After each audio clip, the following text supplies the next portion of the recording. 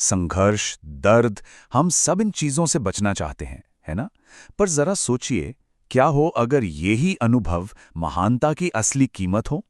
आज हम कुछ ऐसे ही लोगों की कहानी जानेंगे जिन्होंने अपने सबसे गहरे दर्द को अपनी सबसे बड़ी ताकत बना लिया। ये बात सच में सोचने पे मजबूर करती है ना? और एक सवाल भी खड़ा करती है। क्या दर्द सिर्फ तोड़ने के लिए होता है या इसका कोई गहरा मतलब भी हो सकता है? ऐसा लगता है कि कुछ बहुत ही असाधारण कहानियों की नींव शायद दर्द से ही रखी जाती है। तो यही वो सवाल है जिसका जवाब हम ढूंढने वाले हैं। हम 4 कमाल के लोगों की कहानियों में गोता लगाएंगे और देखेंगे कि आखिर उन्होंने कैसे अपने जीवन की सबसे बड़ी मुश्किलों को अपनी सबसे बड़ी जीत में बदल दिया। तो चलिए शुरुआत करते हैं 2 ऐसी दुनियाओं से जहां रिजेक्शन और गरीबी ने 2 अनोखी प्रतिभाओं को जन्म दिया, एक कॉमेडियन और एक लेखक। ये 2 नाम हैं, जिम कैरी और जेके रोलिंग। एक को हम जानते हैं हंसी के बादशाह के तौर पर, तो दूसरी हैं कल्पना की रानी। लेकिन मशहूर होने से बहुत पहले इन दोनों की कहानियां गरीबी और रिजेक्शन से भरी हुई थीं, और यकीन करना मुश्किल है कि कितनी मिलती जुलती थीं। जिम कैरी एक ऐसा नाम जो आज हंसी और कामयाबी का दूसरा नाम है, पर उनकी शुरुआत बेहद मुश्किल थी। जरा सोचिए, सिर्फ 15 साल की उम्र में अपने परिवार को संभालने के लिए स्कूल छोड़ना पड़ा। लेकिन उन्होंने हार नहीं मानी, बल्कि जिम ने उसी दर्द को, उसी तकलीफ को अपनी कला का ईंधन बना लिया। उनकी मुश्किलों ने ही उस अनोखी कॉमेडी को जन्म दिया जिसने दुनिया भर के लाखों लोगों को हंसाया। अब आते हैं जेके रोलिंग पर। जरा इस नंबर पे गौर कीजिए, 12। जी हां, 12 बार हैरी पॉटर की मैन्युस्क्रिप्ट को 1-2 नहीं बल्कि पूरे 12 पब्लिशर्स ने रिजेक्ट कर दिया था। सोचिए, किसी भी राइटर का दिल तोड़ने के लिए ये काफी है। रोलिंग के हालात भी बहुत मुश्किल थे। वो एक सिंगल मदर थीं और मुश्किल से गुजारा कर पा रही थीं, लेकिन उन्होंने अपनी कहानी पर विश्वास करना नहीं छोड़ा और अपने सारे दर्द को एक ऐसी दुनिया बनाने में लगा दिया जिसने करोड़ों लोगों को प्रेरणा दी। रिजेक्शन से अब हम आगे बढ़ते हैं गहरे पर्सनल ट्रॉमा की तरफ।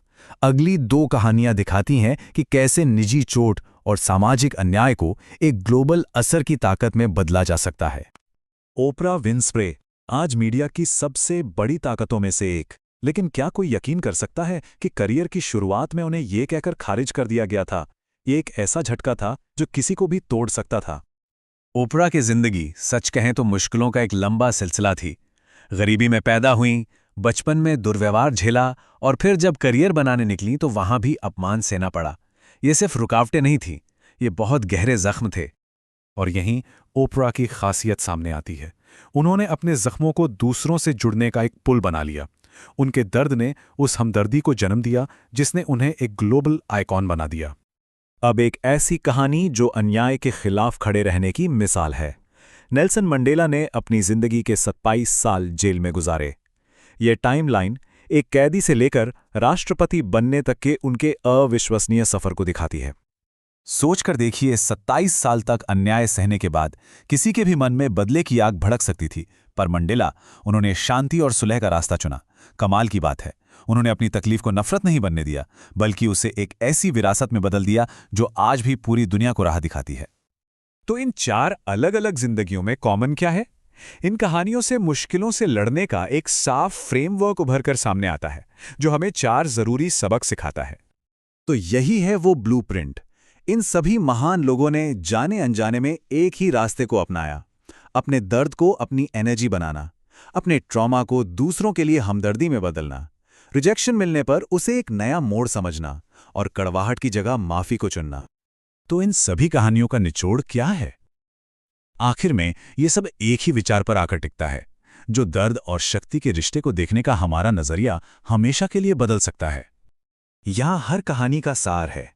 गरीबी ने क्रिएटिविटी को जन्म दिया, ट्रॉमा ने हमदर्दी को, नाकामी ने दुनिया बदलने वाली कहानी को, और अन्याय ने माफी और लीडरशिप को। हर दर्द ने एक अनोखी शक्ति को गढ़ा। इस पूरी बातचीत का निचोड़ बस इस एक लाइन में है। सच तो यह है कि दर्द अपने आप में एक एनर्जी है।